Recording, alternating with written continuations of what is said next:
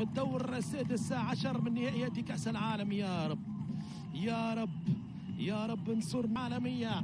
المنتخب المغربي ينعاد من بعيد بعد هدف التأخر في الشوط الأول من جود الداري. عبد الله الوزان البديل يعدل النتيجة. باهية باها باهية يا باها باهية يا باها باها باها باها باها باهية جدا يا زياد انت محمد عن طريق سوليفان بالرقم 20 في المنتخب المغربي. اسماعيل العود عاودها له يا اسماعيل، عاودها له اسماعيل العود امام الحارس ايضا. اسماعيل العود واحده واحده واحده واحده. اسماعيل في الوسط.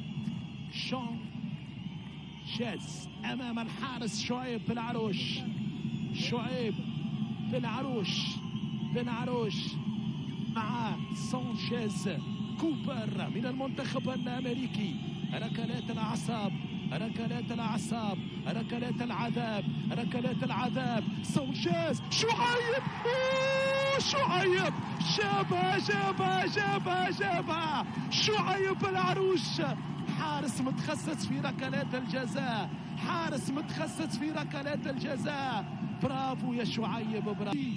ماكسي وشعيب بالعروش.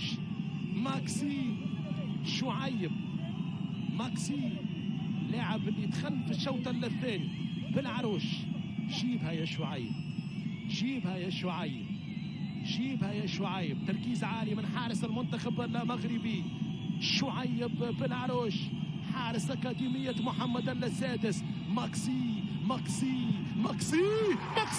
شعيب يا سلام يا سلام. جيل الحالمون في قطر، جيل الحالمون في قطر. أشبال زأروا وسمعت أصواتهم في أسباير. نعم أشبال زأروا وسمعت أصواتهم في أسباير.